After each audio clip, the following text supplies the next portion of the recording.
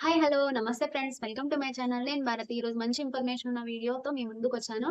Video కంప్లీట్‌గా చూడండి. నచ్చితే ఒక లైక్ ఇవ్వండి. మీ ఫ్యామిలీస్‌తో షేర్ చేసుకోండి.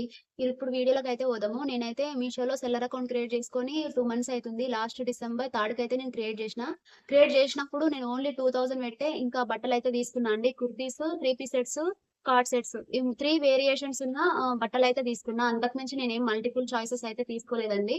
ఎందుకనంటే ఇంకా స్టార్టింగే క్రియేట్ చేసుకున్నా గదా! ఇన్‌కేస్ ఒకవేళ ఆర్డర్స్ వచ్చి రిటర్న్స్ కూడా వచ్చినాయనుకో చాలా లాస్ అయితాం. లాస్ అయితే మనమే మళ్ళీ బాధపడాల్సొస్తదని చెప్పి నేను చాలా తక్కువ అమౌంట్‌తోనే తీసుకున్నా. ఎందుకంటే మనకి ఎక్స్‌పీరియన్స్ అవుతది. ఒకవేళ నచ్చిందనుకో ఇంకా కంటిన్యూ అవ్వొచ్చని చెప్పి ఓన్లీ 2000 పెట్టినా నేను స్టార్టింగ్‌లో. అవి సేల్ అయిపోయిన తర్వాత ఇంకా ఎక్కువ అమౌంట్ పెట్టి తీసుకోవచ్చనే థాట్‌తో నేను ఓన్లీ 2000 పెట్టి తీసుకున్నా. ఇంకా డిసెంబర్ 3కి క్రియేట్ చేసుకున్న తర్వాత సెల్లర్ అకౌంట్ ఇంకా క్యాటలాగ్స్ అయితే మెల్లిమెల్లిగా అప్‌లోడ్ చేయడం స్టార్ట్ చేసినా. అప్‌లోడ్ చేసిన ఒక 2, 3 డేస్‌కే నాకు ఆర్డర్ అయితే వచ్చిందొకటి.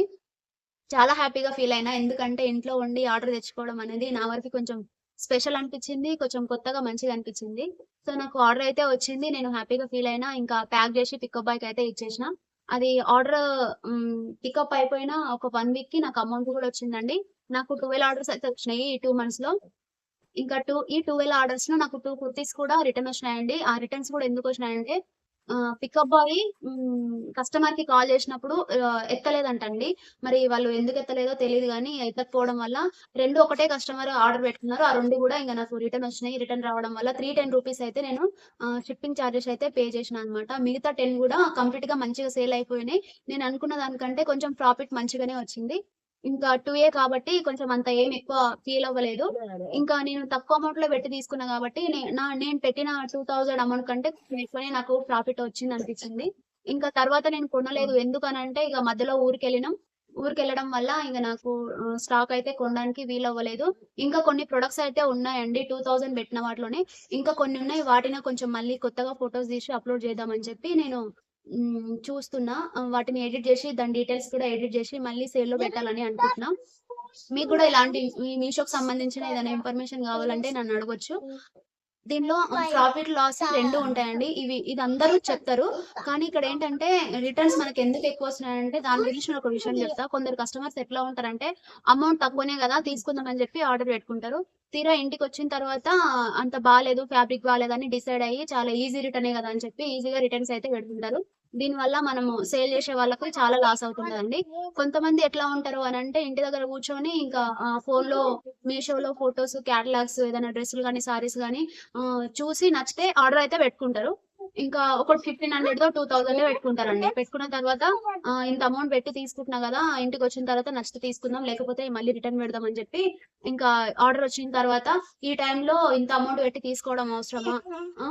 లేకపోతే ఈ 2000 ఉంటే ఇంట్లో దేనికన్నా యూజ్ అవుతది గదా! అని చెప్పి ఇప్పుడు అవసరం లేదని చెప్పి నెక్స్ట్ టైమ్ ఎప్పుడన్నా కొందాం అనుకోని ఇంకా రిటర్న్ పెట్టే వాళ్ళు గూడా ఉంటారండి. ఇట్లాంటి వాళ్ళు చాలా డేంజర్ అన్నమాట. అందుకే మనం ఒకటేసారి 1000, 1500, 2000 ఇట్లాంటి ప్రొడక్ట్స్ గాకుండా బిలో 500 పెట్టుకోవడం మంచిదని జెప్పి నా ఉద్దేశం.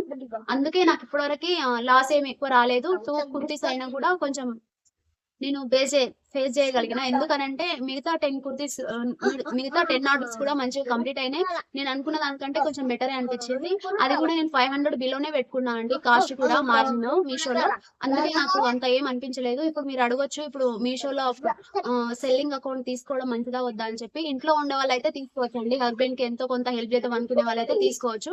కానీ నేనేం చెప్తానంటే స్టార్టింగ్ 2000లోనే తీసుకోండి. 2000లోనే తీసుకొని ఆ ప్రొడక్ట్స్ అన్నీ కంప్లీట్‌గా సేల్ అయిన తర్వాత నెక్స్ట్ స్టెప్ వేయండి. మీకు బాగా నచ్చిందనుకోండి 3000 తీసుకోండి. అంతే తప్ప ఒకటేసారి 5000, 10,000 పెట్టి మీషోలో సేల్ చేయాలని మాత్రం ఎప్పుడు కనుక్కోవద్దండి. కస్టమర్స్ ఎప్పుడు ఏ టైంలో ఎట్లా రిటర్న్ పెడతారో మనకు తెలవదు.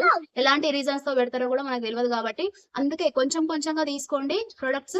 కొంచెం కొంచెంగా సేల్ చేసుకోండి. అట్లాంటి వాళ్ళకైతేనే బెనిఫిట్ ఉంటదండి. అండ్ ఈ దాంట్లో మనకి ఎక్స్‌పీరియన్స్ అవ్వడానికి 3-6 మంత్స్ చాలా ఈజీగా టైం అయితే పడతదండి.